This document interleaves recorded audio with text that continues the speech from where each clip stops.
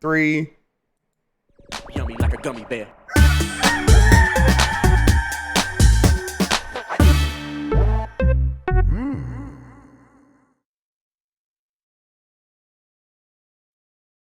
It's the internet. You're busy. Let's do this for July 15th, 2022. This is the run right here for the next hour or so. Let me help you sort through the world of gaming on Game S Mornings Live with me, Jeff Grubb. Today, I've heard they're finally making skating free. But first, please join me in welcoming today's co-host to Game S Mornings. It's Tamoor Hussain from Giant Bomb, everybody. Tamoor, how's it going? I am excited for free skating. Yes, finally. I can't believe there used to be a what fee. skateboarder was missing?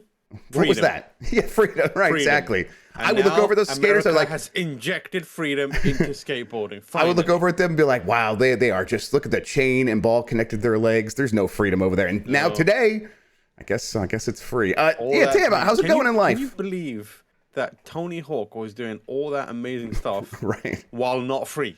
Well, yeah. That's insane. His name's a bird. I associate birds with freedom. Apparently, that was all a lie. That was all a lie. As we all know, the national bird of America, the bird of freedom, is a hawk. That's right, so, exactly. I'm excited to see what Tony Hawk is gonna do now that he's free and unchained. And probably break his femur again. Probably now. Yeah. Yeah. Good for him. That's why they call him the Hawkman. Yes, the Hawkman. Or exactly. Yeah. Yes. How you doing, Jeff? I'm doing good. I'm ready for the weekend. I think I'm gonna go. Got a friend's birthday I'm going to go to this weekend. Looking forward to that. I'm actually going to get to explore Cleveland a little bit. I moved here. I haven't really been to the city at all. So that'll be fun. Yes. Yes. Oh, yeah. And that's a little insight. Recently, you made your phone number available to me. Okay. I knew we were going to go so here. Now I have your phone number. You do? It's a huge mistake on your part. I'm well aware already. Yeah. You're gonna get some shit. But are we allowed to disclose the first question that you sent me? Let's commit to it. Yes. Yeah. What did I say? So you talked about all this stuff that you're doing, and all I was hearing was things that are distracting you from your task. Okay. So Jeff Grubb. Might as well be. Same people. Jeffs. All Jeffs are the same to me. Exactly. Jeff Grubb texted me with the question. Here's the question, right? Yeah. I want to read it word for word. Yeah, read it verbatim. I'm gonna actually pull it up. Okay. You said fair enough. The words were, "What do I do if I want to learn more about Rock Lee?" Yes. And honestly, I've never been so proud of anyone more in my life. Can I tell you where it came from? So you definitely mentioned Rock Lee, I think, on one of these episodes we've done a little bit ago. And then it reminded me, like, I was making some joke about how I was using, I didn't have auto aim on in a game or something like that. And then I turned it up and it was like some speed run thing. And I'm like, okay, so now I'm completely untethered here. It's like when Goku took off his weighted clothes and everyone's like, okay, that's like the vanilla reference. Yeah. The real one you want is Rock Lee. I'm like, what's this? And then I look, I look it up. I'm like, oh, this is cool because look at that big like mushroom cloud created from him dropping his weights. Yeah. That owns. And it's been in my head ever since. And so I'm like, I need to learn more about this boy right here. This looks like a good fighting boy. He is the best fighting boy. Like, he is number one fighting boy. I have a fondness for Goku and the gang. I love them. Sure. But they do not stand. When it comes to wholesome fighting boys, no one stands shoulder to shoulder with Rock Lee, the greatest. So I have given young Jeff the task. I've told him it takes, for you to truly understand the greatness of Rock Lee, it takes 50 episodes. And funnily enough, the 50th episode is where you'll be like, it's a Rock Lee episode. You're going to be like, God damn. You'll either love him by that point and you're committed, or you'll hate him, or you won't care. But 50 episodes is the point where it gets to. You go through the first couple of arcs of Naruto, part way through one. So I think I looked it up this morning actually to see like where I could stream this. I think it's on Hulu. And I'll assume it has like, you know, the Japanese and with the subs and everything. So I'll watch it there. I got the TV set up in the gym over here. I will watch it while exercising. That's what I said. I'll watch an episode while I'm working out, and that'll be like how I'll time my workouts going forward. And I will watch 50 episodes of Naruto. right. I'm excited for you. What's a Boruto? Boruto? Okay. Yeah, Okay. Well, maybe, okay. Next Friday, we'll explain Boruto. Okay. Long story short, Boruto it's a follow on from Naruto. Okay. It's his son. Don't worry about it. Okay, I am. I'm gonna be honest. I'm not worried about it. I'm not gonna worry about it. All right. Before we get into the mess, let's talk about the show and explain ourselves. Each weekday, I, Jeff Grubb, will help piece your gaming life back together. That includes breaking news, the catch up, where we discuss the biggest topics consuming the lives of gamers everywhere, and maybe even bring some of our own original reporting. For all these topics, I'll get the input of a bona fide expert who will join me to make me look smart. If you are watching live on Twitch, welcome. You can always listen to the show later on podcast feeds by searching for Game Mess Mornings or find the RSS on giantbomb.com. You could also catch the show later with chapters and timestamps on YouTube. If you're watching there, thank you so much. Hit that thumbs up button. It really does help people find the show. Okay, we have a lot to get into, so let's get into the morning mess with the June 2022 NPD report. Thanks to Matt Piscatello from the NPD for all of the details here. Let's just go ahead and take a look at what he's posted on Twitter. I'll try to bring these up and make them a little bit bigger. But basically, the industry is seeing a bit of shrinkage from one year to the next. And we've known this year to date. Sales are down 10% in the United States. In June, it was down 11%. So even trending below where it was. A lot of that people continue to point to lack of hardware availability. A big part is also people are just returning to other forms of entertainment, where gaming was this refuge you could go to throughout the pandemic, and it was like this safe place to put your entertainment budget. Now you have so many more options, and people are engaging those options. And you could just look at how well a movie like Top Gun Maverick is doing, and in a world before, or like during the pandemic, or even before, that movie probably never would have made $1 billion or whatever it was. And now people are like, hey, this is a fun thing. I can go to the theater and have an experience with people. I'm going to do that, and maybe even multiple times. So that's just kind of an example of what's changed here. But there's also, the other news from the NPD, June 2022 consumer spending across, let's do this real quick. June 2022 consumer spending across video game hardware, content, and accessories fell 11% when compared to a year ago to $4.3 billion. Growth in subscription spending could not offset declines in other areas of spending. So if you can kind of see here, video game content, this is full game sales, microtransactions, things like that, down 11%. Hardware down 8%, and accessories down 15%. We'll talk a little bit about accessories, but that's like one of the bellwethers I usually use when looking at this list, because it tells you how people are thinking about what they're gonna be doing in gaming. When you're like, hey, I plan to spend a lot of time with a Fortnite or an online game, I'm gonna go get a new controller, I'm gonna go get a new headset, and that's gonna be my plan. When that drifts in the other way and starts trending downward, I think people are like, hey, I'm not gonna be doing that much this summer. So I think it kind of tells a little bit of the story there. Yeah. Let's see. First half spending totaled $26.3 billion, a 10% shortfall when compared to the same period in 2021. Subscription content is the only major spending category that exhibited spending growth. We'll get into some of the other details about software and stuff here, Tam, but does any of this spell panic to you, or is this something that you kind of were expecting? No, I was definitely expecting this. And like the assessment that a lot of people are making, where it's like, hey, during COVID, people kind of looked to what kind of entertainment they could engage with and consume, what kind of content they consume that was possible within, a closed environment, which is how the video game industry got a pretty big major boost. I bet if you looked at other similarly isolating or isolated style forms of entertainment, there'd probably be a spike there as well. Like, I don't know anyone who works in the board game industry, but I bet you board game sales went up, or like jigsaw puzzle sales, hell, even like coloring books and shit like that. That feels like it would. Those all feel like they're going up. But obviously, in the age of COVID, people are going to be spending all money on video games, because it's one of the most popular things that you can do to play while being inside and also while being connected. Like that is how people were connecting, right? They were finding video games and figuring out ways to connect with friends.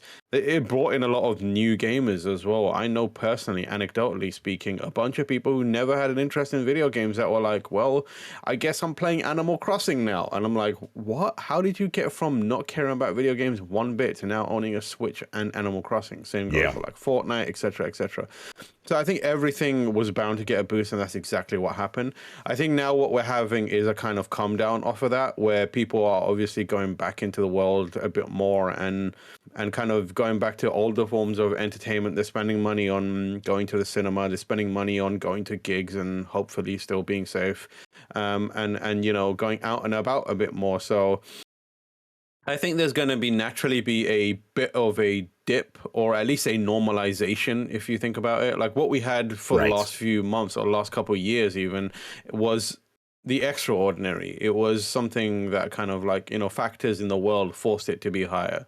But now we're kind of coming down off of that. And I don't think it's going to be, it looks like it's doom and gloom for a lot of people, but it's actually just a normalization now. We're returning to normal kind of performance and numbers and metrics and that kind of stuff. I think that if we look back at it, my hope is the baseline is a little higher than it used to be, you know, because people have obviously now come into video games. They've invested, right? Yeah. They've invested and they now understand the magic of it a bit as well. So I think long term, my hope is that people stand back and go, oh, we're actually a bit higher now. There's more of an interest in video games. Yes. And like the kind of subscription part of it, where, you know, that's performing well, is also a big part of it, where people have probably paid into things like Game Pass and et cetera, and stuff like Game Pass obviously are good service. There's a decent chance that they continue to subscribe, right? We know how subscriptions work. Once you're in, only the strongest among us are able to cancel a subscription. Exactly. Yeah. But yeah, I think it's fairly normal right now. It's not doom and gloom to me.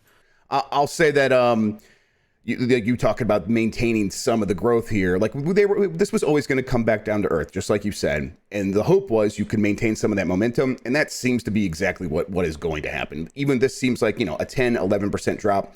That seems pretty extreme. But if you compare 2022 to 2019, it is clear that it is still well above those levels. And that's according to Piscatella, and that's worldwide. That tends to be the case. And it's exactly what you said. Like once you invest in hardware, you have it, and it's much easier at that point to convince yourself to spend $60, $70, a little bit extra here and there to get a new game, to make that investment you already made feel worth it. And when, you know, especially with uncertain economic times, games will probably have some resistance to a recession, not full resistance, not fully proof. Like Bobby Kotick said that one time, that video games are recession proof. But as uncertain times, spend a little bit of money on a game, saying, hey, I'm going to get extra hours of entertainment there. Or like you said, subscriptions, all that stuff just slots right into that way of thinking.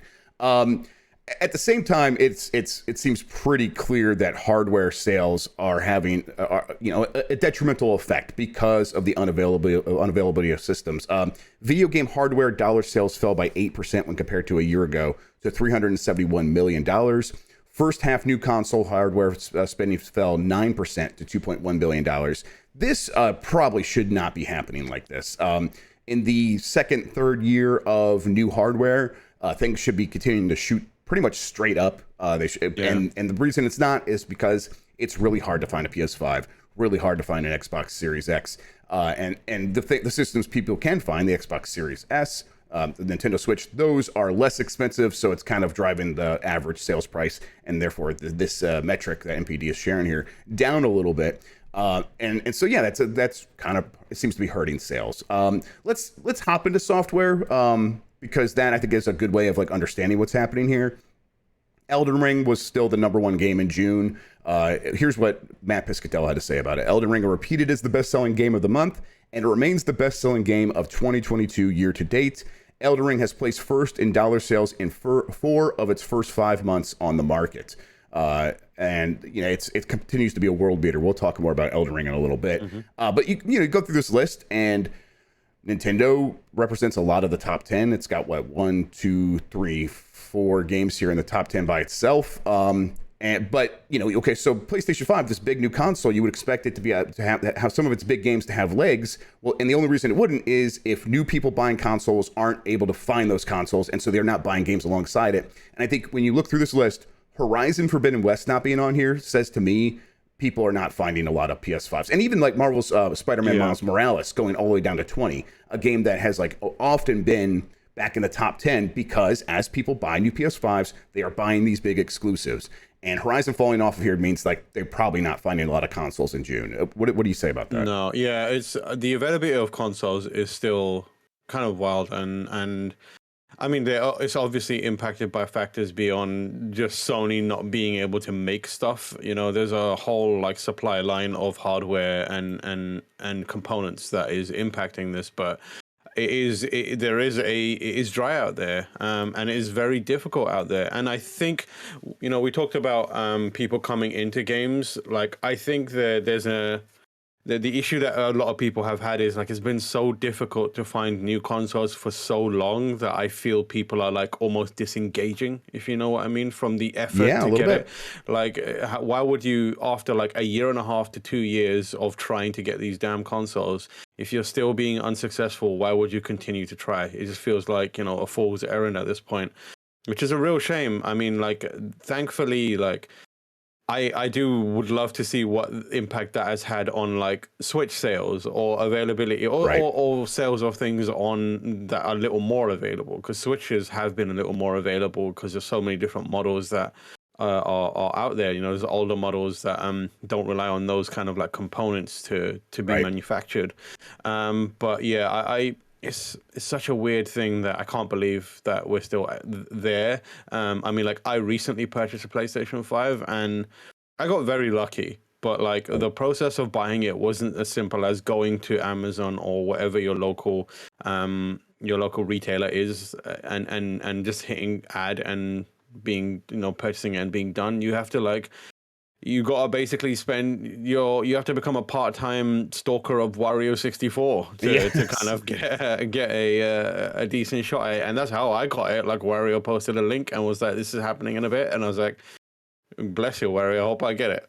I clicked it and I got lucky. I think I told my family members, like extended family members, just follow this guy on Twitter, follow Wario 64, and good luck. That's the best I can do, because they were asking me how to get one. I'm like, that's kind of what I did, so it's kind of what you have to do. Beef Motron in chat brought up that people are so desperate for like new games that stuff like Final Fantasy VII Remake returned to the top 10 after being like 159th last month, and Overwatch returned to the top 20. Matt Piscatella elaborates on that. Overwatch returned to the top 20 best-selling titles chart for the first time since October 2019, ranking 5th overall.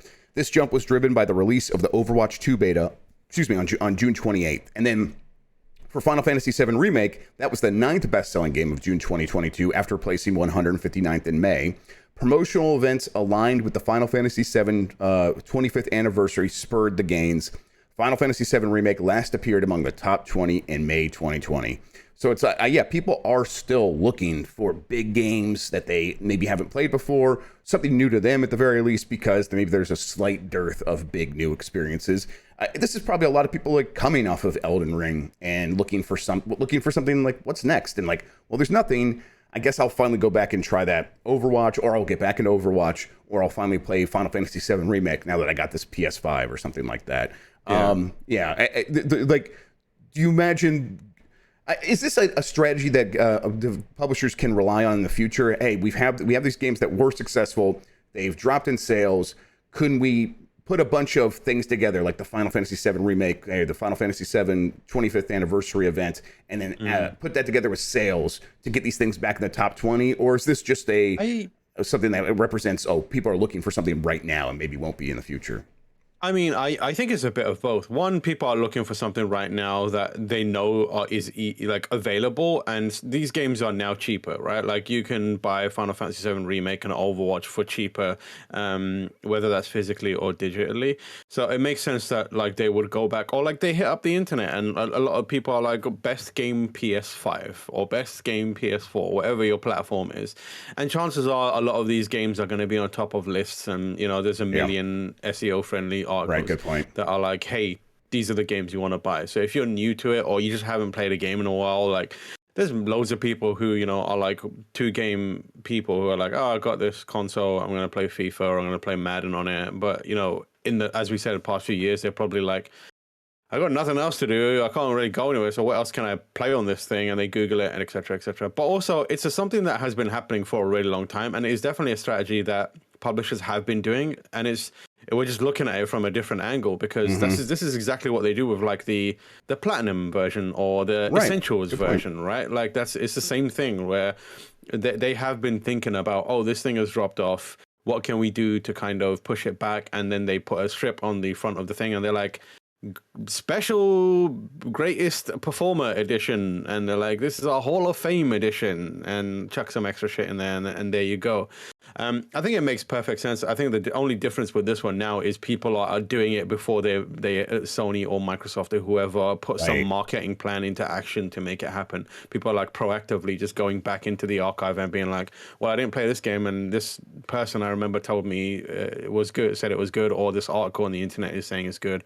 So I expect it. I don't think that's going to change like how people perform, like how companies behave, because they already have this factored in where they you know, they might just elaborate. They might just do it in more new ways, but you're right, it's an old strategy. Yeah, and it's like, it's not that far from what the impact of it isn't all that far from the way these companies approach putting their games on discount, right? Like when the games are frequently going on discount, and it's purely just to get you to dip into their back catalog and stuff that is already available, and hopefully find, you know, something to enjoy that is already out there. And they also use it from a marketing perspective when they need to choose something else that's coming up, like around the time Last of Us 1 a remake comes out. I bet you Last of Us 2 will probably go on sale around that time for a little bit, for people who have just finished that one and will want to go into the next one, etc., etc. New games on the list: Mario Strikers Battle League was number 3. Let's see, F1 22 was number 12. Fire Emblem Warriors 3 Hopes was number 16. Sonic Origins was at 17, and The Quarry at 19. See, the release of Sunbreak expansion helped Monster Hunter Rise place back into the top 20. The title finished at number 13. And the Switch launch of Demon Slayer Kimetsu no Yaiba, the Hinokami Chronicles. Grub, I think it's pronounced Yaiba. Yaiba. I knew I was like, one of these I'm going to mess up. No, thank you, Tam. Kimetsu? Thank you so Kimetsu. Okay, whatever. Pushed the title to number 14 on all platforms best-selling titles chart in June, while also placing 10th on Nintendo Switch. Real quick, year-to-date game sales, Elden Ring obviously number 1. Lego Star Wars: The Skywalker Saga is like the Elden Ring of kids games. That thing is selling super well continually. It's number 2 on the year-to-date chart. It's probably going to be near the top, probably number 3 after Call of Duty comes out in terms of on this year-to-date list at the end of the year. And then let's see, real quick, let's touch on hardware. US NPD hardware, PlayStation 5 generated the highest dollar sales amongst new video game hardware platform sales in both June and the first half of the calendar year, while Switch led in both time periods for unit sales. You could that probably just comes down to PlayStation 5 being just more available and also having a slightly higher average sales price, because it's not split between a 500 and 300 like Xbox. It's split between a 500 and 400. And again, this doesn't say much about demand. It's all about availability. June PlayStation 5 dollar sales experienced double-digit percentage growth when compared to a year ago. And even that wasn't enough to satiate demand. So they have a lot of work ahead of them. Yeah, again, like what you said, availability is what is helping that out. Like the further along we get, the more available these consoles become, even though they're still not widely available. There's another story that came out of this NPD I want to touch on with you, Tam. Elden Ring ranks among the top 10 best-selling premium games in the U.S. market all time, ranked by dollar sales. That's correct. This thing is beyond a blockbuster. This is a defining moment in games. It feels like I don't know how else to describe it. It's really impressive. Before this game came out, I never would have guessed this. Never would have put money on it reaching these heights. You know who would have? No, who? Tam, tell me. Me. Okay. I mean, seriously, did you have a sense that this is going to be it? Not a chance. No chance. I thought to myself, this will be the most popular. When I played, when I saw the preview stuff and played it a little bit early, I I thought to myself, yeah, this is going to be the one that more people get into because it's designed that way, right? Like it's designed to be more approachable for a lot more people without compromising what it actually is. But it's really interesting. I never expected it to be this big. And I think that in a lot of ways, it also is benefiting from the same thing that we talked about earlier, where it came out still at a time where people aren't sure about going back into the world, like earlier this year, right? People were still kind of just starting to go back there. And this is a big thing that you can lose yourself in for a really long time. Like, and it feels like a new world to kind of escape into. When it comes to escapism, there's very few games available out now that present something as compelling as Elden Ring does. Horizon being another one of them, GTA, that kind of stuff. So I did think to myself, this has the potential to pop off in a big way. I didn't think it would go this hard because fundamentally it is still a Souls game, and it has different elements of its design, which can feel quite punishing to a lot of people. But oh my God, I'm so glad that it is doing this well. Like, I obviously, as someone who loves these games and loves From Software's titles, I always am. I'm always trying to be a little more optimistic about what they could attain because I'm hopeful that I want to see them succeed. And I was fairly confident that this would do well because of the quality of what I'd seen up until that point.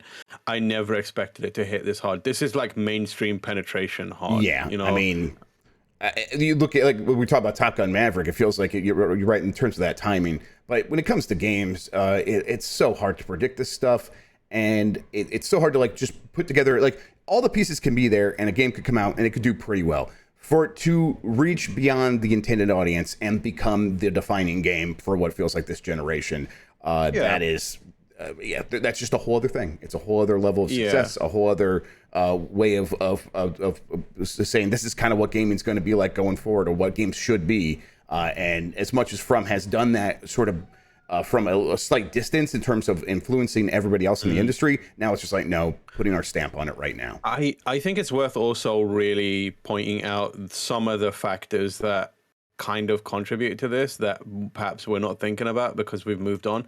The George R.R. Martin thing sounded stupid at a time. Like, everything we heard as like people like that are paying attention to the day-to-day stuff is he did a little bit on the foundational stuff really long time ago and then moved on. We all looked at it as, okay, they're just using this as a marketing thing. This is, I guarantee you it helped. Like, this is, I think you're right. That's one of the factors that ties into this being as successful as it is having George R.R. Martin. I think that's paid off for them in a big way. It's just like adding a cherry to a drink. Like, the From Software cocktail is already really good with its lore, but it's like, what do you do to make this more palatable? I mean, look, let's just add another thing to it that kind of mixes it up a little bit. And the contrast between From style of lore and George R.R. Martin's is like, it's only slightly contrasting, but it's enough that it's like, it creates this opening that I felt more access to it than I have from previous From games. And I read a bunch of like interviews with George where he was being interviewed about other things that he was doing. And it was like on mainstream big publications where they were like, we also heard you were making a video game. And he's like, doing the thing where he's like, yeah, I'm a big gamer. I love Pong. I worked with this studio called From Software. They made this game, I was in the laundromat with Chris Pratt. We were both looking at that Mario machine. All right. Yeah, I think that definitely contributed. And also, like, you're right. Yeah. You got to imagine if you're Bandai Namco, you're like, whew. Thank God, we live another day. Because, I mean, like, Bandai are a great company, but like, they don't have a lot going on right now. Like, what about that leak that says they're going to release every game in the next year, like a sequel to everything and DLC? And the thing is, like, the question I want to ask is, this now puts so much more on the table. It puts Elden Ring 2 on the table in a big bad way. Oh, yes. Immediately. Yes. Immediately. Like, this is exactly what happened to Dark Souls, where they made Dark Souls and then it popped off so hard that Bandai was like, we will murder you and your family if you do not make a second one.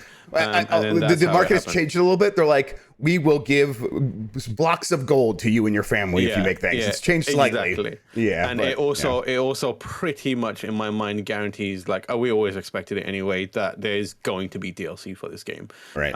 We've already heard of like the kind of like the Wild Badlands stuff or whatever it may be that leaked earlier. I've been trying not to pay attention to the DLC leak, but it seems like the kind of thing you can announce it at the Game Awards, right? And comes out soon after. Yeah, I hope we so. have a picture of Jeff going, yeah, looking at some like DLC reflected in his eyes, and that'll be it. All right, Skate is going to be free to play. This is by Jordan Midler at VGC. As part of explaining the free-to-play approach to Skate, the team were quick to claim that the game won't feature pay-to-win mechanics or any map areas locked behind paywalls. Paid loot boxes also won't feature as part of the game, and any microtransactions will be primarily cosmetic in nature. The team said it's looking to games like Apex Legends, also from EA, and it's as an inspiration for monetization, and this is in quotes, where spending money is totally optional and it's mostly about cosmetics and convenience. Real quick, there's a little bit more here, Tam, but the word convenience, I think, is the easy one to get hung up on there. Does that give you any concern about Skate going free to play and them? I mean, obviously it's EA; they could bone this up, but does that word like trip you up at all? Convenience? No, not at all. I don't think so. I think that a lot of people are we still have PTSD from like free to play early days, but anytime free to play comes up, we're like, oh god, this is going to be awful. But most of the biggest games that exist right now are free to play, and they are generally quite loved, like in different ways. Like Apex is free to play, but no one's complaining that, oh, you're really like nickel and diming me for all this stuff.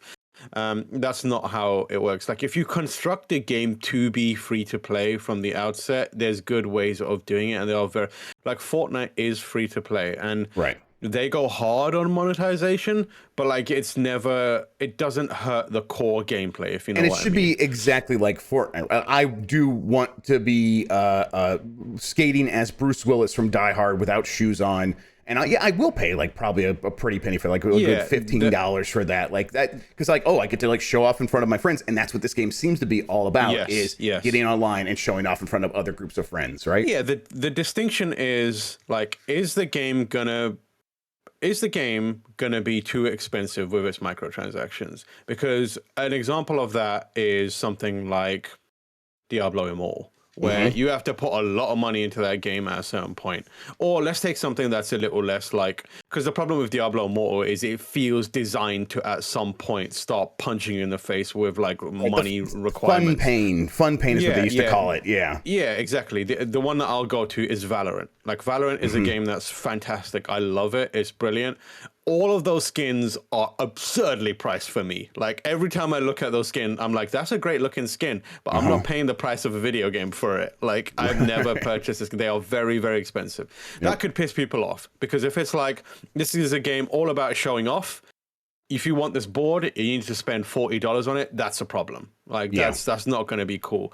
But they'll probably have like battle passes and stuff. And that's what the convenience is about, like skipping levels in the battle pass, and then it's like okay, that so probably could work. That's one potential thing. And the issue with that is like, this is constructed as a communal game where you know, play with others. And if you're like preventing people from investing in their character and customizing by making the price too high, that's going to be when the free to play element is going to draw criticism. The other side is if they design it so that in terms of a gameplay kind of like experience, at some point it starts gating you and you start having trouble like making progression or having meaningful gaming experiences because it wants you to pay.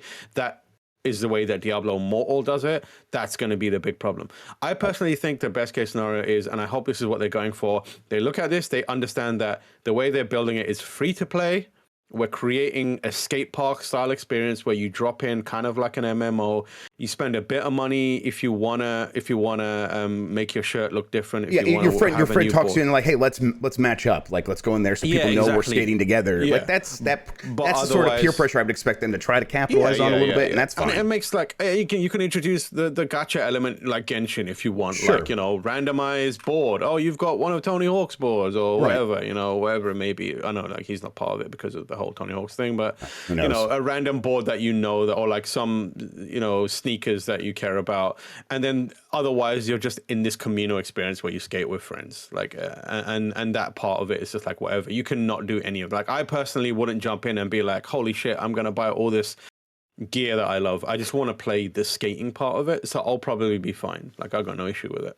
We'll move on from this real quick, but this game is, I think, pretty illustrative of where games are at right now. Because Perry, who's the creative director on Skate, says we're in it for the long haul. That's probably how you justify making a game like this. Is you tell EA, we're going to make this, we're going to be in it for the long haul. We're going to make it a platform.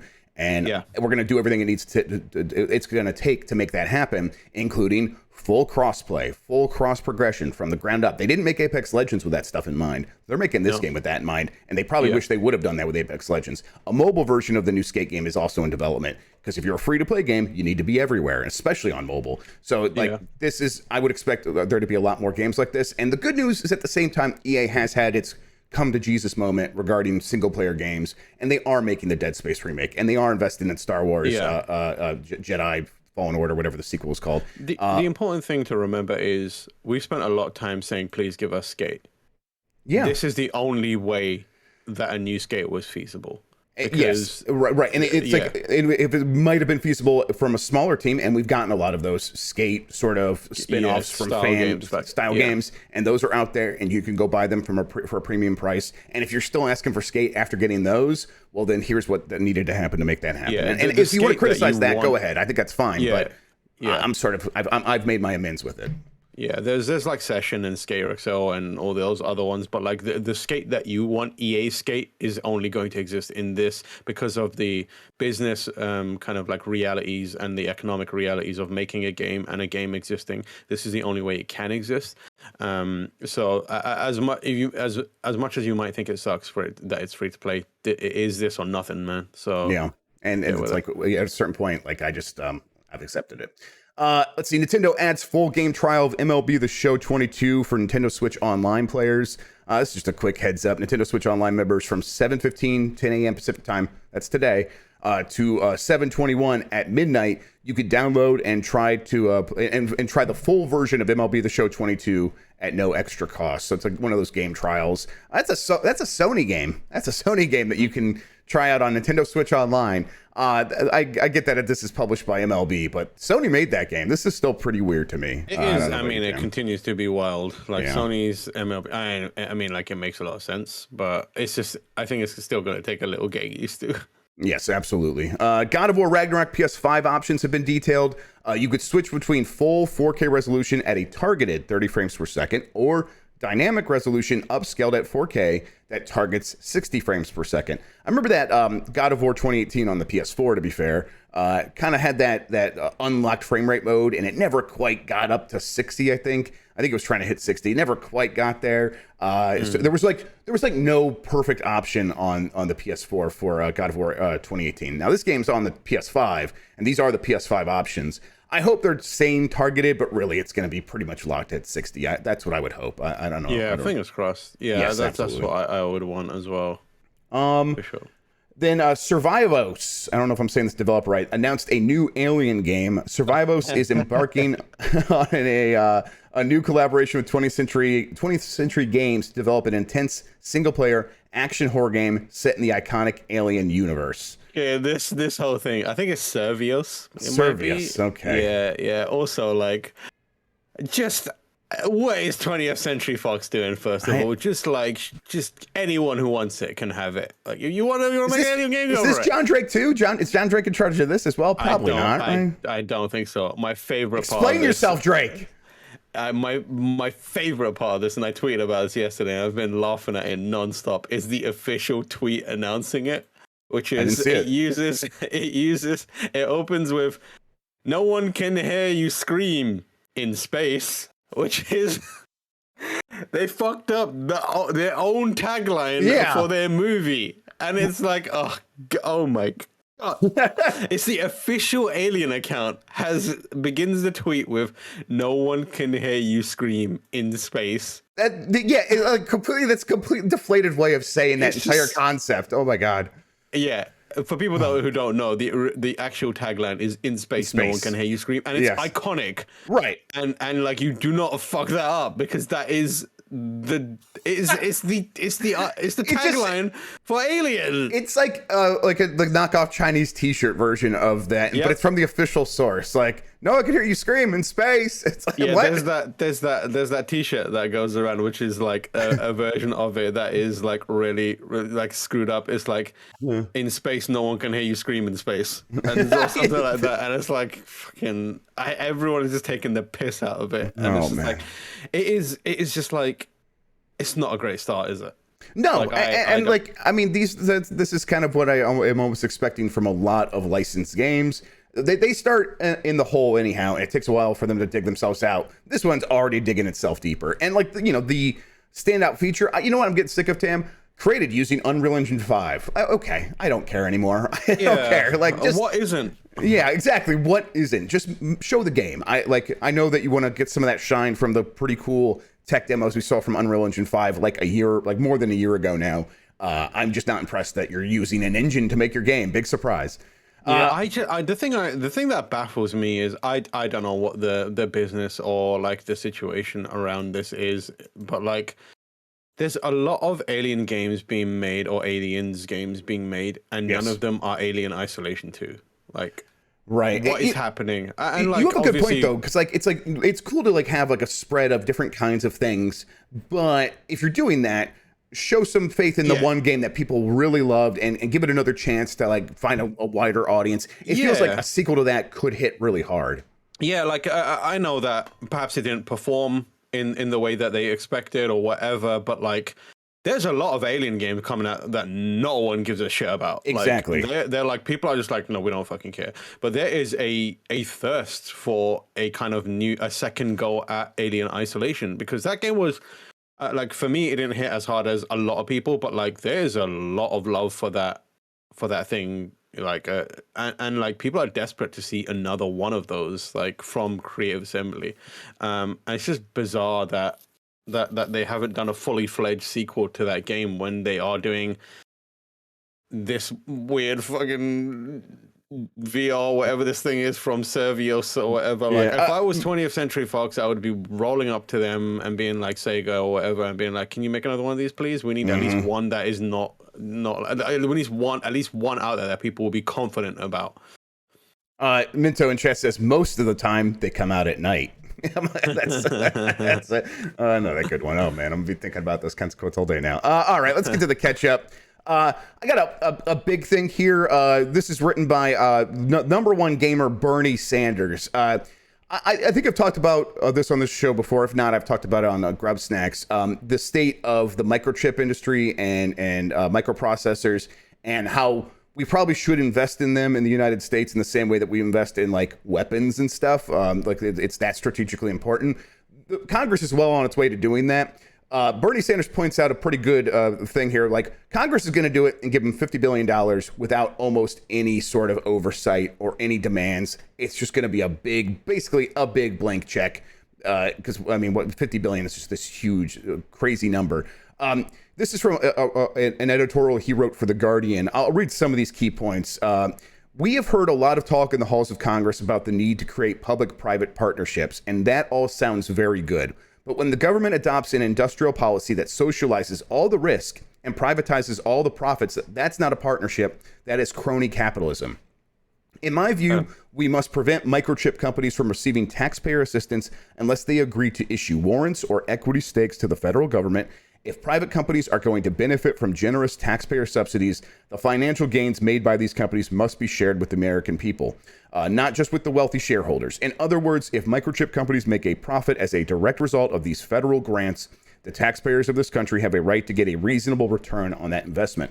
Further, if microchip companies receive taxpayer assistance, they must agree that they will not buy back their own stock, outsource American jobs overseas, or repeal existing collective bargaining agreements, and they must remain neutral in any union organizing efforts. To me, this feels like some of the stuff should be pretty obvious. Specifically, the point of this investment is to make sure that we are making some of these chips here. They're always going to keep making chips in China and Taiwan, things like that. Japan, even. That stuff's not going to go away. Korea has a pretty big business making this stuff. But just giving them $50 billion and saying, all right, now do what's right, and then stepping back and hope that like in a couple years after they start this stuff up, some of that money is going to begin trickling over to just doing what's cheapest and what's best for their own bottom line. That seems completely fair. And now, this matters to gamers because, consoles, everything uses microchips. This stuff goes well beyond gaming, but it's this kind of thing that could prevent a shortage in the future. But I don't think it'll work very well if it's just a blank check. No. Firstly, I would like to thank the gamer's politician. Yes. Bernie Sanders. If you are a gamer, you are obligated to support Bernie Sanders and the things that he stands for. He is out there. He's speaking for us, the gamers. Secondly, I definitely think that decentralizing the manufacturing of these chips needs more people need to be thinking about it. We're in a situation now where the situation we're in now is largely because the ability to create these microchips are kind of focused on certain regions, right? And he's right. He said it in a way smarter way than I did, but yes, America and also other nations that are capable of doing it should be thinking about how they can take some of that microchip production ability and kind of remove it from being so monopolized in a way, because that's kind of what this is, right? It's like a couple of places, a couple of companies, and a couple of locations have a monopoly on manufacturing these, and there should be investment in. I think it's important to invest in kind of the manufacturing process, but I think it's also, putting my politician hat on or whatever, I think it's important to invest in education that leads to the kind of speciality, understanding, speciality. More kids should be kind of in a position where they can be educated well on what goes into creating and innovating in this industry, and then they should be supported so that we're not just figuring out a way of replicating what others are doing, but actually pioneering different kinds of microchip technology a bit more. And you have places like Apple and Microsoft that are based in this country, and are headquartered here, that are making major things, but the heart and soul of their devices are always being made by a company elsewhere. Right. So it's at what point do we start looking at what do we need to do, broadly speaking, to stop that from happening in the Western world? And it is not just give a blank check to one industry so they can start making factories. And a very profitable industry too. Yeah. And so it's starting from the educational side and being let's see if we can get smart kids to develop a genuine interest in wanting to create this stuff, microchips and, computers and hardware and programming and et cetera, and then, fund them and help them educate. And maybe not now, but years down the line, we'll have this generation of people who are pioneering stuff that will shift the tides of power when it comes to developing microchips, and technology is moving in a way where our lives are only being more and more engulfed by these small devices that require even smaller, cores and chips to exist. So it behooves everyone that isn't in China or India or wherever to figure out how to do this and do it right. And I mean, I can tell people the real reason why this is happening real quick in chat. Cosbat says US fabs aren't going to be 5 nanometer and competitive for CPU or GPU usage. It's going to be some weird chip they put in car or a refrigerator or something. Yeah. I'll give you one more guess about where those chips are going into. They're called missiles. It's called missiles, and tanks. And that's why this stuff is really happening in Congress, because weapons manufacturers went to Congress and said, hey, we can't buy chips because this one country can't make them fast enough. Also, we rely exclusively on a foreign country for the primary thing that makes our smart missiles work. And then $50 billion checks getting written. That's how this works. I hate to get political about this, but America's biggest export is war. And absolutely, and that is going to continue to be the case. Every technology that comes to an existence, it will be figured out how can we turn that into weaponize it and put it in missiles and drones and anything else that we can use to the military industrial complex. Feel that. Yeah, those chips will be used in cars and refrigerators and stuff, that will alleviate some of the global pressure on someone like TSMC to have to pick up that slack. so they can just keep focusing on improving their process, get it down to 4 nanometer, 3 nanometer, and not have to worry about like, oh, we got to keep these old fabs online because Ford needs chips for from the 1970s or whatever. So yeah, that's what will happen here. But either way, Bernie Sanders is right. There should not be a no strings attached check, especially for Intel, who made $20 million in profit last year. Yeah, I love it when Bernie does the hand thing. Yep, that's my boy. We have to make some microchips. All right, let's catch up on this story as well, and then we'll start wrapping up. Everyone is mad at Unity and John Riccitiello. This first part, why is Unity's merger with ironSource angering developers? This comes from Bryant Francis at GameDeveloper.com. This stuff happened a little bit this week. I figured we'd catch up everyone on it. Yesterday's news that engine maker Unity is merging with ironSource in a $4.4 billion deal triggered a slew of negative reactions across social media. Much of those responses, which ranged from anger to resignation, came from game developers who use Unity to make their games. While the platform ironSource, while the platform ironSource has had most recently been a fairly run-of-the-mill advertising platform for mobile apps, it had a brief history of being affiliated with malicious adware. Let's see. The Israeli advertising monetization platform ironSource launched all the way back in 2010, but in 2015 it was at the center of a Bing advertisements controversy where a fake ad for Google Chrome drove Bing users to download a piece of software that installed on their machine and began displaying unwanted advertisements. The program was called InstallCore, and it was ironSource's flagship product until Microsoft's Windows Defender program would eventually classify the software as malware. And then ironSource shut down the product in 2020. Only in 2020, just 2 years ago, it shut down this malicious adware program. That seems to be one of the main reasons that most developers are mad that like Unity's merging with this like sort of notorious company that has dubious scruples or whatever. But also they're like, oh, this seems to be taking resources. A $4.4 billion deal takes resources away from where you could have put that money to improve Unity to make it better for making games. It seems like you are only interested in improving the ways that we can monetize things because you would probably get a cut of that stuff. And so that's where you're thinking about putting your money. And to me, that stuff seems to be a pretty fair assessment of John Riccitiello's specialization when it comes to running a company. Yeah, that's pretty much it. Have you seen his follow-up tweet? I think I saw some of it, but I'm not sure exactly which one you're talking about. He tweeted clickbait out of full context. Deeply sorry if what I said offended any game dev. Absolutely love the people that make games. Creative, hard work. #Unity. Which is like, sorry. Yeah, do you know that's in response to him basically saying, this comes from VGC, who wrapped up kind of that controversy. Unity boss says devs who don't plan monetization earlier are fucking idiots. Now, that's not the exact, that could sound so harsh, and it was a stupid thing to say. We'll read here. There's a little bit more context to that, and I get where he was coming from, but let's just read it. The suggestion that monetization should be implemented earlier in the creative process has seen pushback from some developers. But Riccitiello claimed there isn't a developer on the planet who wouldn't want to know how they could tweak their games to make them more successful. He says Ferrari and some of the other high-end car manufacturers still use clay and carving knives, but it's a very small portion of the gaming industry that works that way. And some of these people are my favorite people in the world to fight with. They're the most beautiful and pure and brilliant people. They're also some of the biggest fucking idiots. He's doing the we have this rapport with each other, so I can call them fucking idiots, but it's just all part of our fun fight. But still, it's very easy to take that in context with when you put that next to Unity's moves and where they do put their money, it does feel like, they're fucking idiots. That's not really where I'm going to make my money from in the future. I'll just fight with them. That's fine. But they're not really my customers anymore. And I think that's where the heart of this response is coming from.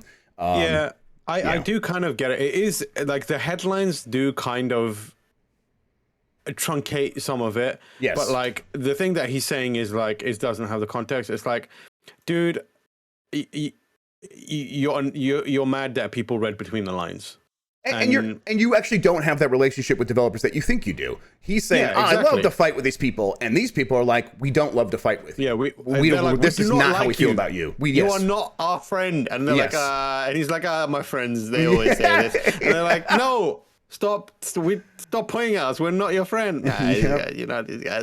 It was fucking. This guy is acting like fucking Steve Carell's character. Whatever his name is in The Office. Right. Yes. Exactly. Yeah. That's who he is. He is. We're all in this together, right? No, we're Yeah. all in this together against you. What are you talking exactly. You're the moron in this situation, John. I like this story only because I learned how to spell Riccatello's name probably 10 years ago, and I have not had much reason to use it until now. So yeah, there we go. Yeah. People don't know Riccatello used to be in charge of EA, and he like greenlit stuff like Mirror's Edge Catalyst and stuff, and like kind of took a few chances on stuff that was like, oh, we will make sequels to that stuff, but he also was responsible for a big push towards the monetization that everyone hates and stuff like that. And those games that he did greenlight didn't do very well. So yeah. Okay, let's get to the poll. Let me go over here. I've left on that for the whole show. Oh well. Let's see. Will there ever be another mainline Final Fantasy with turn-based combat? 30.1% said yes. 69.9% said no. Tam, I think this is a little bit skewed towards yes. I feel like this is probably not going to happen anytime soon, but I'm not one of these people who will say that'll never happen. Where are you at with turn-based combat coming back to Final Fantasy? I think it's very unlikely. I think that every successful recent Final Fantasy game doesn't have it. One, the MMO, like it doesn't have turn-based combat. It's got a more active feeling combat. Remake definitely doesn't have it. It's got I think the best we'll get is remake style, which is kind of like a hybrid, right? I feel like the Final Fantasy exists on a scale where it needs to appeal to the broadest audience. And turn-based combat just doesn't work with the broader audience. Like you need to be aiming at, to a degree, you need to serve two masters. Obviously, you need to serve the gamers who love Final Fantasy, the classic people, but you also need to make sure that there's a pipeline and an entry point for people who are just like, oh, this looks cool. I might want to get in there and press some buttons, and it's got to do that, and turn-based combat does not do that. Turn-based combat is very classic, and it feels slow and disjointed to people who don't have a fondness for that genre already, or the nostalgia for it. We get it because we love it. We know it. But if you're Joe Schmo off the street and you pick it up and you're stopping every few seconds, you feel like, what's going on? I don't understand. Why does this feel like this? So I think that the hybrid system that they've been using for a few years now, the Kingdom Hearts or the Final Fantasy VII Remake style, is probably how it's going to be for a while. But that's not to say that they're completely done with it. Like, they have other franchises that will pick up that kind of slack and run with it. Like, Dragon Quest can do it. They have Octopath or whatever the latest version of that is. So there'll be plenty of like. I think Final Fantasy, they could do a spin-off of Final Fantasy where it's like, hey, here's a classical Final Fantasy. In my on my other podcast last night, I was saying I think they will get to a point where if Final Fantasy wanes in popularity and they need to shake things up, they could do something like, and for Final Fantasy 30, active time battle is back, everybody. It's the thing you say you've been asking for. And only, a certain portion of the audience by that point would be asking for that, but it'd just be like part of a marketing thing to bring it back. But I think you're probably more likely that active time battle stuff will probably just shunt over to a different fork of Final Fantasy, and the Final Fantasy numbered games, the one that get the biggest budgets, will be this hybrid system and variations on that going forward. And if it goes in any other new direction, it'll probably be like even more like Devil May Cry in the future than less like it. Yeah, and I've kind of made peace with that. And as much as I do love the original, like the turn-based stuff, like I really enjoyed the combat in Remake, and I love it, and I'm happy with how it's kind of evolved. And where it's at. Like I adore the combat in 7 Remake. It feels like a good best of both worlds. I know some people are like, I want it classic, but I'm like, the reality is, it is what it is now, man. And you kind of like, you gotta give them credit. It feels good. Yes. Yeah. Yeah, they've been like looking for something like this for a long time, and they've got something that works in Final Fantasy VII Remake, and And you still get those vibes. I still get Final Fantasy vibes from what they're doing there, and that's kind of all I'm really asking for them is to like just give me the sense that I am building this character and I have options with this character at any one time, and I'll be good. All right. Do you regularly play any free to play games? That's gonna be Monday's question. Oop, wrong thing. Let's see here. Yes and no. I just kind of want to. I do. Yeah, I do. Yeah. Yeah, it's like I'm like trying to think if there's anything regular. Yeah, and then now I do Fall Guys. I played that pretty regularly since it comes out, and it's probably not like anything that I've had for forever. I wonder if the word regularly is going to throw people off, but because everyone's like tried a free to play game. I want to like just have you stuck with anything. Oh, you're actively playing a free to play game. Yeah, there we go. Are you actively? I mean, Overwatch 2 is going to be free, and I'm going to play the shit out of that. Exactly, so. Yeah. I mean, there's enough games going in that direction. It feels like most people are going to probably end up saying yes to this. All right, well, we'll get to that on Monday. Let's see. Giant Bomb today, Unprofessional Fridays. Now, I know I said yesterday was Unprofessional Fridays. We're going to ignore that I thought yesterday was Friday for most of the show, and we're just going to pretend like that didn't happen. And instead, that's happening today. Tam, you're gonna try to join us for a little bit, right? Yeah, I think I'm gonna join for like an hour for a bit of Power Simulator and see what we're doing, but then I'm gonna bounce after that. And then we'll be back next week with more Giant Bomb stuff, everybody. So look forward to that.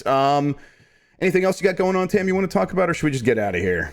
No, there's a new episode of The Very Online Show, which is available now. Please check that out. Voicemail Dump Truck is out now. I know a lot of people said that the audio for the voicemails was quite low, but Jason, bless his soul, went back last night and like tried to fix it. We don't know why it happened, but it just keeps happening. But so hopefully it's a bit better now. Show some love to Jason when you see him wherever for doing that. He stayed up late to do it. That's a couple nights in a row he stayed up late to work on a bunch of different stuff. Just find him on Twitter or like hit him up in whatever we're doing and just be like, hey, thanks for sorting out the dump truck stuff. That would really be amazing. Real big help this week on everything. So yeah, thank you, Jason. So yeah, if you can, just show him some love. That would be super, super appreciated.